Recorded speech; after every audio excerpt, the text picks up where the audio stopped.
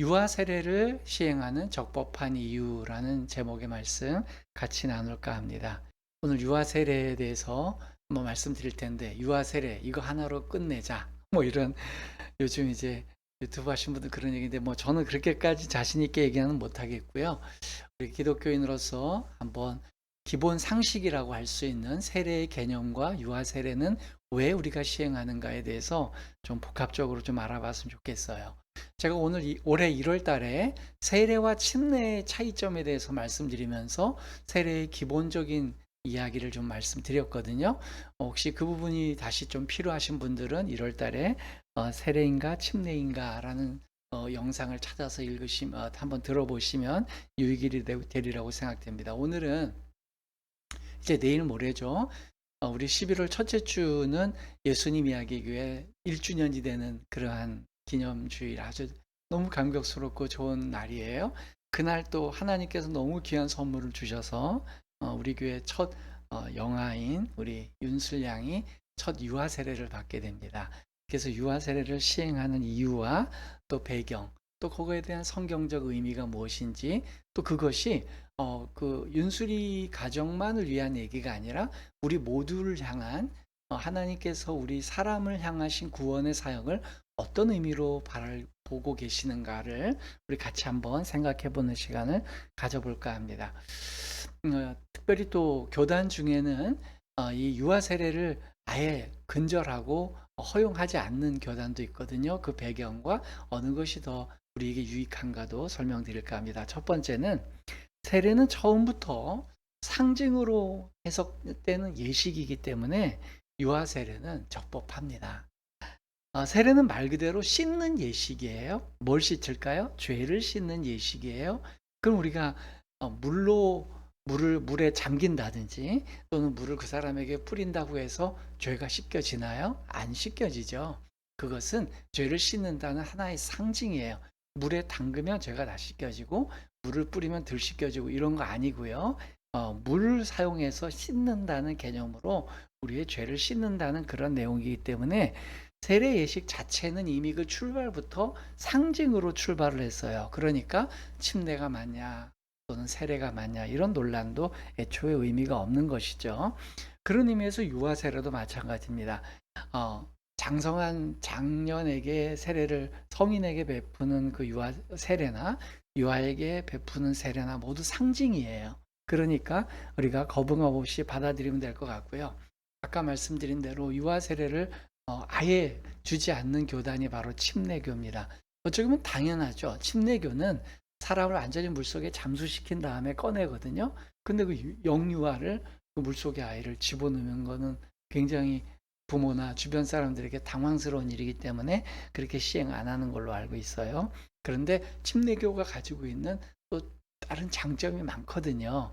근데 그런 거에도 불구하고 요 침례나 유아 세례를 침례를 너무 강조하고 또 유아세를 완전히 등한시하는 것은 좀 지나치다라는 게 이제 저의 소견이고요.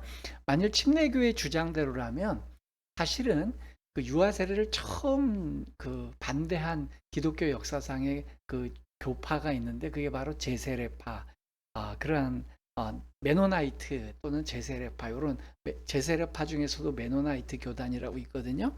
이게 이제 더 막 가면 여러분들 영화 같은 데서 보셨겠지만 아미시 공동체라고, 미국의 한 곳에 가면 아예 그 중세 시대 때 생활 모습을 그대로 유지하고 있는 그런 공동체를 보게 되죠.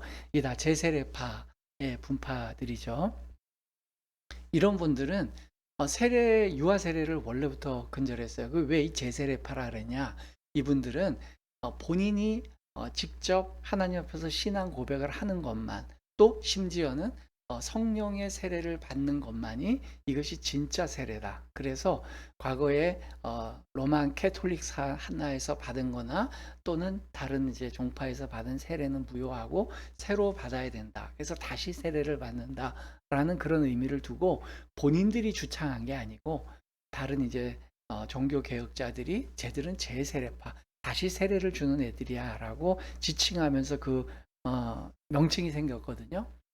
뭐 이제 차제에 제가 한번 제세례파에 대해서 장단점을 또 소개할 기회가 있으면 좋겠습니다. 왜냐하면 제 세례파가 가지고 있는 그들의 그 철저하게 하나님 말씀대로 살려고 했던 그 헌신과 노력은 우리가 과히 정말 존경에 맞지 않을 만큼 아주 좋은 분들이 있어요. 그런데도 불구하고 그들이 또한 극단을 달린 부분이 있었습니다. 그게 참 안타까운 것은 우리가 소위 말해서 기득권화된 종교개혁, 루터, 깔뱅 뭐 이런 분들의 종교개혁자들, 그들을 따르는 많은 종교개혁자들이 사실은 그들이 로만 카톨릭에게서 많은 핍박을 받고 정말 어려움을 당했는데, 그렇게 받았던 그 종교개혁자들이 또 제세례파를 그렇게 핍박했어요. 참 그런 거 보면 폭력이 학습되고 전달되는 그런 내용이 있는 것 같습니다. 그래서 제세례파의 장단점은 제가 차제에 한번 말씀드리겠고요. 어쨌든 침례교든 제세례파든 간에 세례에 대해서 굉장히 간과하는 게 하나 있어요. 그건 바로 뭐냐면 세례가 상징에서 시작됐다는 것을 너무 간과하고 있는 것 같다는 거죠. 그렇다면 근본적인 질문을 한번 드려보자는 거죠. 그게 뭐냐면 내 의지로 성인이 돼서 직접 신앙 고백을 하면 죄가 씻어집니까? 이걸 한번 질문 드려보고 싶어요. 내 의지와 상관없이 신앙 고백을 하고 세례를 받으면 죄가 안 없어지고, 내 스스로 자발적으로 신앙 고백을 하면 죄가 씻어진다고 생각하시나요? 언뜻 보면 맞는 것 같은데요. 사실은 정확한 내용도 아니고 우리 보수적 교단이 지향하고 있는 신앙도 아닙니다. 저는 실제로 이런 경우를 참 많이 보거든요.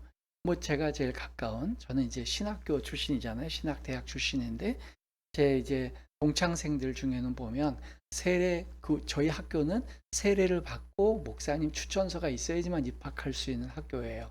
근데 동창들 중에 보면 세례를 받고 또 신학생이 되고 목회 후보자 시험도 치고 그래서 들어와서 신학생이 된 사람도 있는데, 그런 친구 중에 한 동창생은요, 완전히 지금 하나님을 완전히 부인하고 있어요.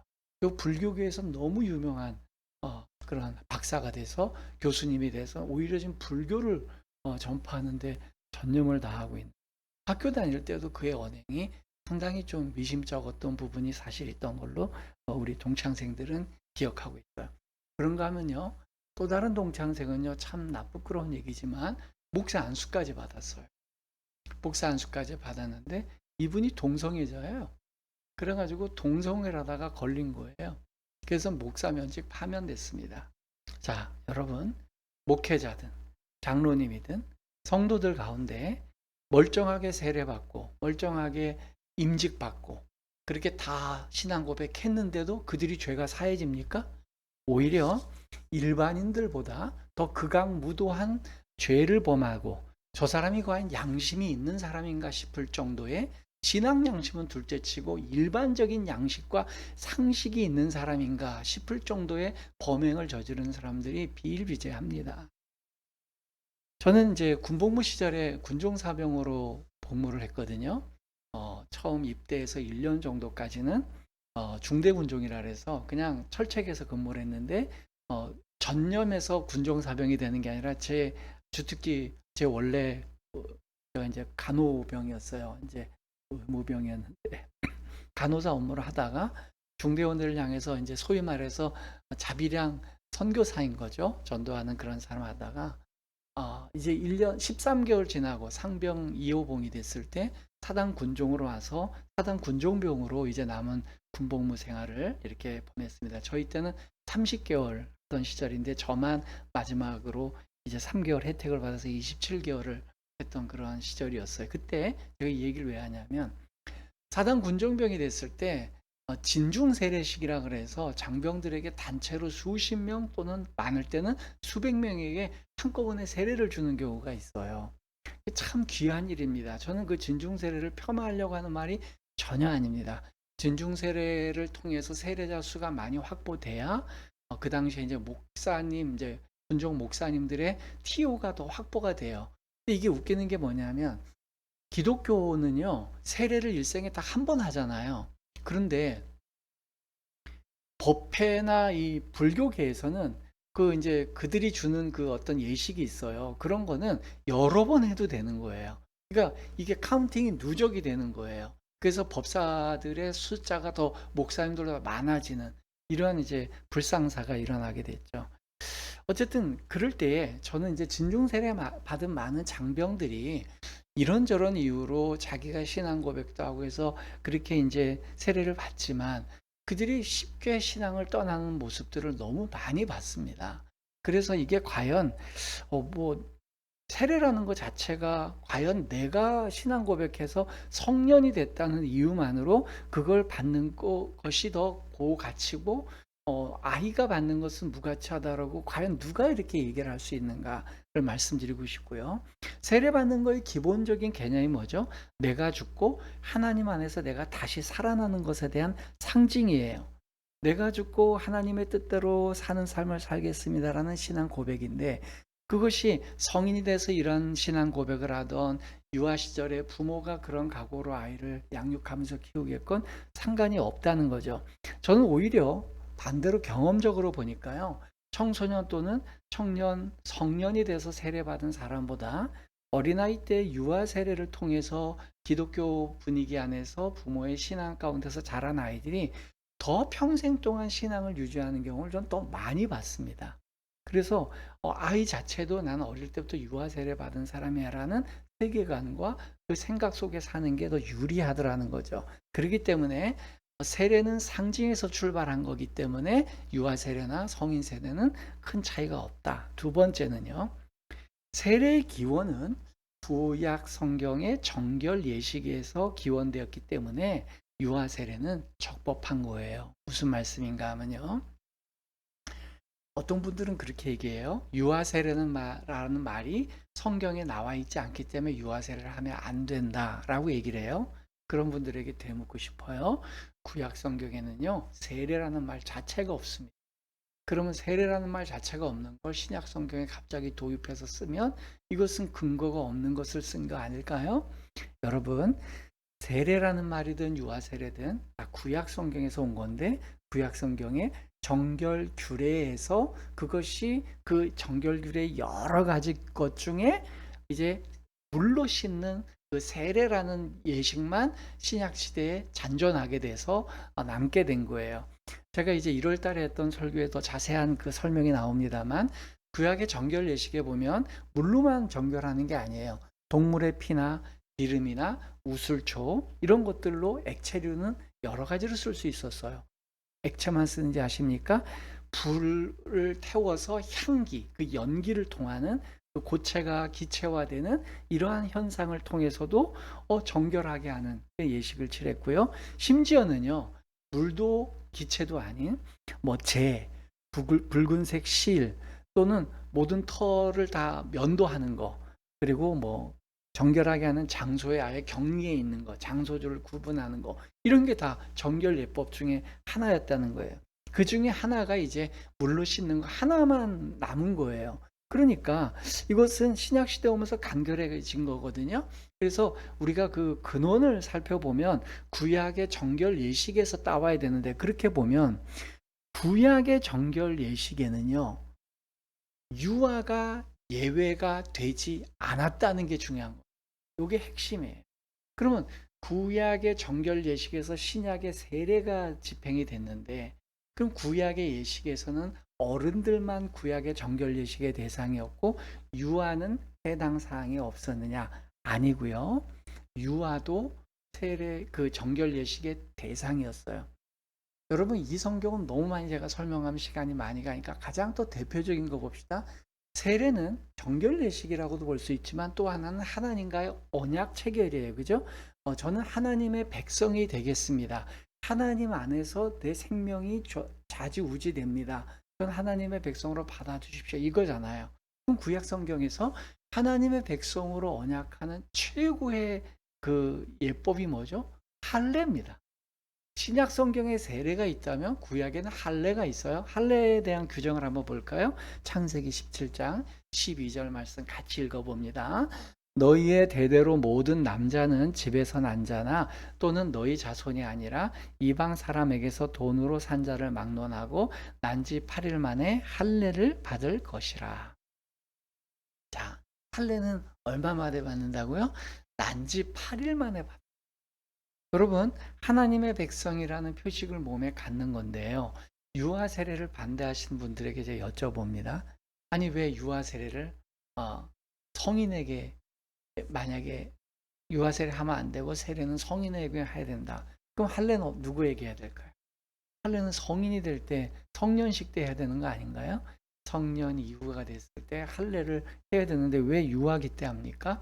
네, 하나님의 언약 예식은 어린 시절이나 장성한 자나 상관없이 진행이 되는 거예요.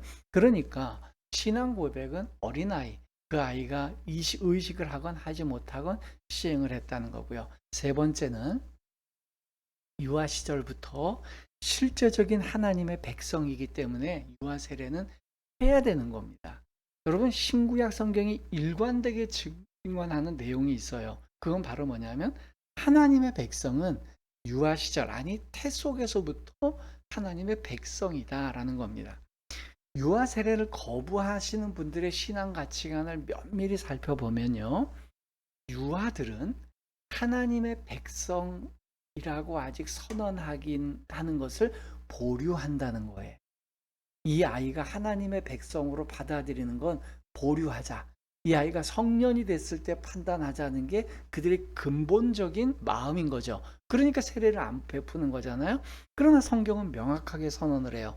하나님의 백성은 유아 이전에 태 속에서부터 이미 하나님의 백성이다. 그래서 오늘 본문이에요. 자, 오늘 본문 그런 마음을 가지고 한번 다시 읽어봅니다. 시편 71편 6절입니다. 같이 한번 읽어봅니다. 내가 모태에서부터 주를 의지하여 싸우며 나의 어머니의 배에서부터 주께서 나를 택하셨사오니 나는 항상 주를 찬송하리이다. 여러분 시편 71편은 앞뒤에 있는 시편을 볼 때 다윗이 썼던 것으로 추정하는데요. 다윗이 이런 고백을 해요. 하나님께서 나를 태 속에서부터 선택하셨다. 심지어 다윗은 이거보다 더 적극적인 표현을 하죠. 내가 태 속에서부터 어머니 태에서부터 주님을 의지했다라고 얘기해요. 하나님께서 태 속에 있는 태아를 선택하신 것까지는 이해가 돼요. 근데 태아가 하나님을 의지했다고요? 자신이 태아 시절부터 하나님을 의지했다 그래요.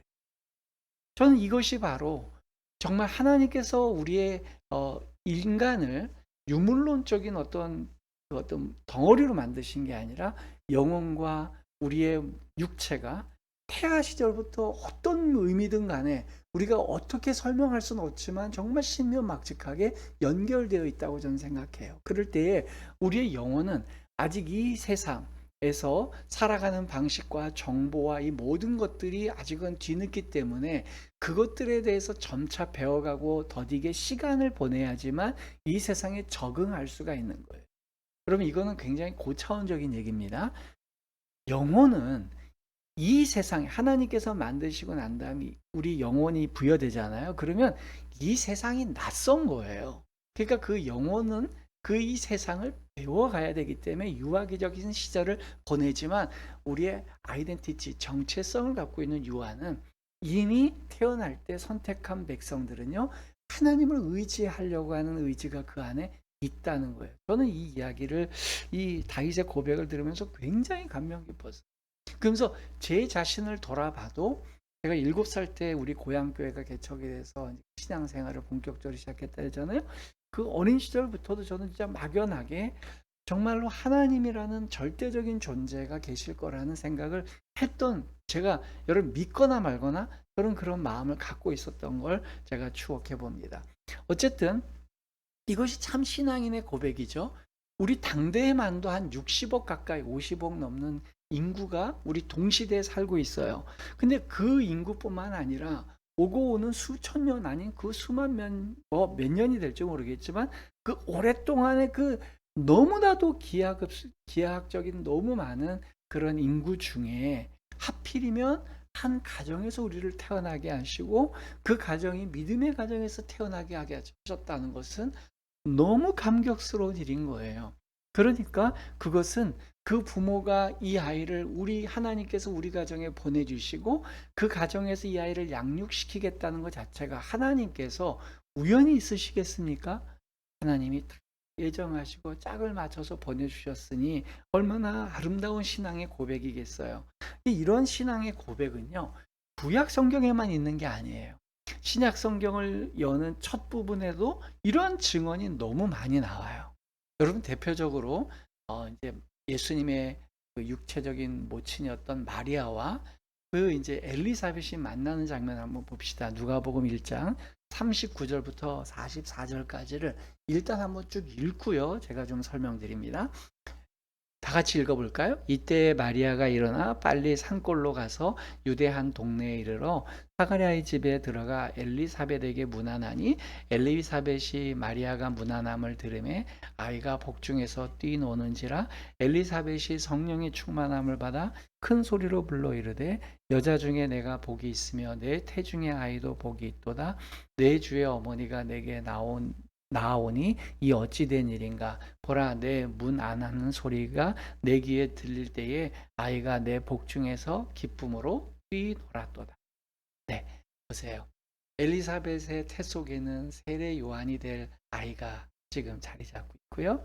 마리아의 뱃속에는 예수님이 있어요. 그럴 때 마리아가 수태를 해서 엘리사벳을 방문했더니 엘리사벳이 그래 얘기해요. 세례 요한을 이제 임신한 엘리사벳이 그렇게 해요.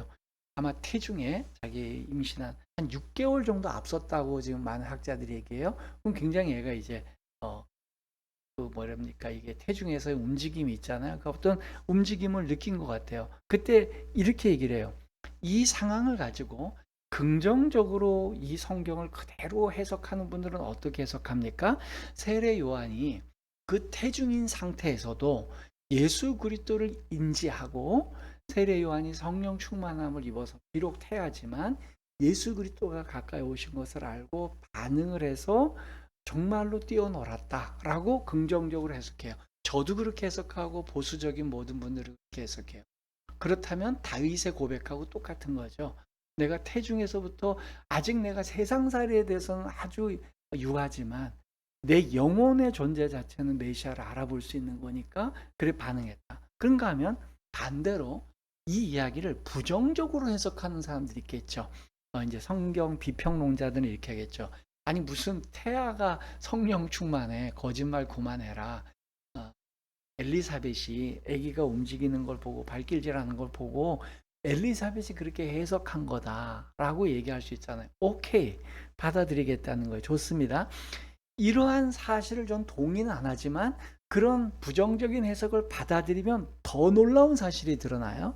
그게 뭡니까?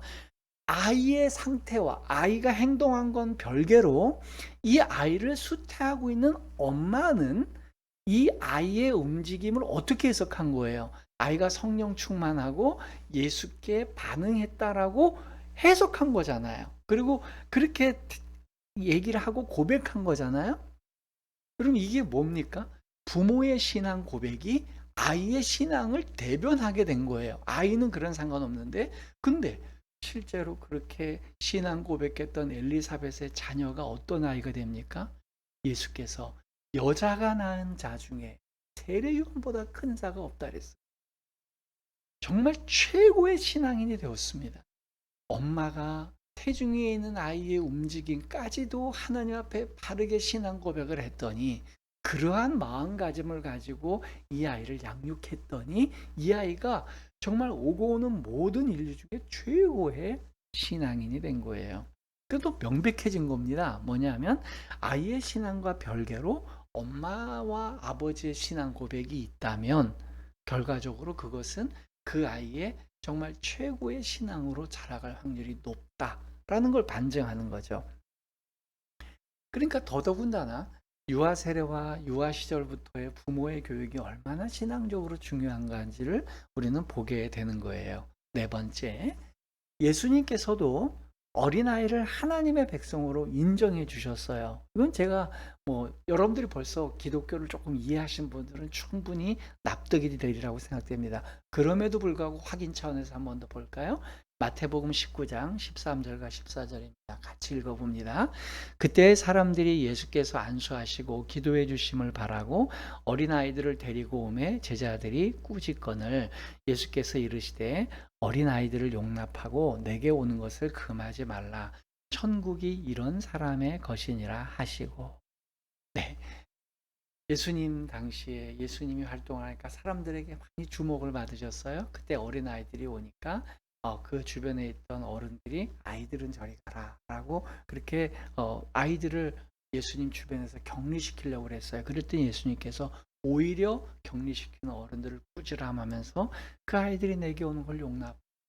그러면서 놀라운 선언을 하십니다. 천국은 이런 어린아이와 같은 자들의, 이게 너무 놀라운 일이죠. 예수께서는 어린아이들의 신앙 현장에 나오는 것을 소극적으로 허용해 주시는 걸 넘어서서요, 우리가 생각하는 것보다 더 적극적으로 어린아이들이 하나님의 나라의 그 주인공이 될 것을 더 광범위하고 적극적으로 선언해 주셨어요. 자, 마태복음 11장 25절에 이 부분에 대한 조금 더 깊은 얘기를 한번 나눠 봅시다. 우리 같이 한번 읽어 봅니다. 그때 예수께서 대답하여 이르시되 천지주제이신 아버지여, 이것을 지혜롭고 슬기 있는 자들에게는 숨기시고 어린아이들에게는 나타내심을 감사하나이다. 그러면 유아 세례를 반대하시는 분들이 깜짝 놀랄 표현을 예수님께서 하셨어요. 그게 뭐냐면 천주의 주제이신 하나님 아버지께서 하나님 나라를 자칭 스스로를 지혜 있고 슬기롭다고 여기는 사람들에게는 감추셨대. 그리고 오히려 어린아이들에게 그것을 드러내 보여주셨답니다. 유아 세례를 반대하시는 분들의 논리하고 정반대예요. 유아 세례를 반대하시는 분들의 논리는 뭐죠? 제세례 침례교의 논리는 뭐냐면 본인이 스스로 인지 능력이 발달하고 본인 스스로 지혜와 판단 능력을 가지고 이 신앙을 나의 신앙으로 고백할 수 있는 사람이 세례받을 수 있는 자격이 있다라고 얘기해요. 그게 예수께서 말씀하신 스스로 지혜 있고 슬기롭게 여기는 거잖아요. 그런데 예수께서는 그런 사람에게는 오히려 감추는 경향이 더 많으시고 어린아이와 같이 그런 아이들에게 하나님께서 나타내신 것을 오히려 하나님 아버지께 감사하고 있어요. 예수께서는 하나님 나라에 대한 가치를 이렇게 설명하셨습니다. 이 말씀대로라면 우리는 이 시점에서 다른 각도로 유아 세례를 봐야 됩니다. 제가 지금까지 설명한 설교의 전반부의 내용에서는 유아 세례도 병행적으로 할 수 있다라는 논조였다면 예수님의 이 선언을 우리가 듣고 난 다음엔 논조가 바뀌죠. 유아 세례를 더 적극적으로 해야 되는, 내 아이가 성장하는 데 있어서 유아 세례를 할 수 있는 기회가 있고 성년이 돼서 세례를 받을 수 있는 기회가 있을 때 부모로서 유아 세례는 그냥 해도 되고 안 해도 되고 보조적인 수단이니까 이 아이가 스스로 커서 세례를 받을 수 있도록 그때를 위해서 유보하자 아니고요. 유아 세례를 더 적극적으로 베푸는 것이 천국의 백성이 되는 더 적극적인 표현이고 방식이라는 겁니다. 왜냐하면 예수님께서 그렇게 얘기하셨으니까. 다섯 번째, 이게 이제 우리 모두에게 더 중요한 구원에 대한 가치입니다. 구원의 주권은 하나님께 있기 때문에 유아 세례는 적법한 겁니다.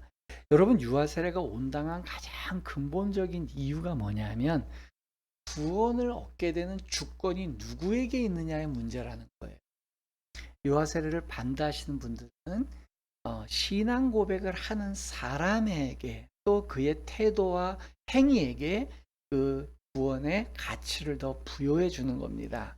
그러나 유아 세례를 시행하는 우리들은 구원의 주권을 누구에게 두는 거죠? 하나님께 더 강력하게 두는 거예요. 하나님께서 이 아이를 선택하신 줄 믿는 신앙 고백으로 이 아이를 하나님께 올려드리고 세례자로 세워드리는 겁니다. 성경이 세례의 상징에서 시작되는 거에 대해서 그러면 예를 들어 하나님의 주권, 내가 의식을 하건 의지를 못하건 하나님이 나를 선택하셨다는 걸 믿고 살아가는 것, 이것이 우리 보수적인 기독교 가치관의 핵심입니다. 여러분, 이 관점에서 보면 여섯 번째, 성경은요 일관되게 성경을 세례를 받는 이 사람들이 본인이 세례를 받는지 안 받는지 불분명했던 이야기들을 더 많이 나누고 있어요. 내가 의식이 또렷하고 명료하게 내가 세례를 받는다는 것을 더 신앙적으로나 영적으로 더 부가가치를 높게 보시는 게 아니고, 내가 세례받는지도 조차 모를 때에 세례받은 것을 오히려 영적으로 더 깊은 의미를 두시는 경우가 많다는 거예요. 이게 무슨 얘기냐? 제가 성경을 가지고 얘기하면 쉽습니다. 자, 고린도전서 10장 1절 2절이에요. 형제들아, 나는 너희가 알지 못하기를 원하지 아니하노니 우리 조상들이 다 구름 아래 있고 바다 가운데로 지나며 모세에게 속하여 다 구름과 바다에서 세례를 받고. 그러면 이게 무슨 얘기입니까? 모세가 이끄는 광야에서 40년 동안 살았던 이 공동체가 홍해라는 곳을 건너고, 그 다음에 하나님께서 구름 기둥과 불 기둥으로 그들을 인도하셨어요. 그럴 때 두 가지 포인트를 얘기해요. 고린도전서에서는 바로 하나님의 백성들이 광야에서 구름 기둥의 인도함을 받는 그 과정을 세례를 받았대요.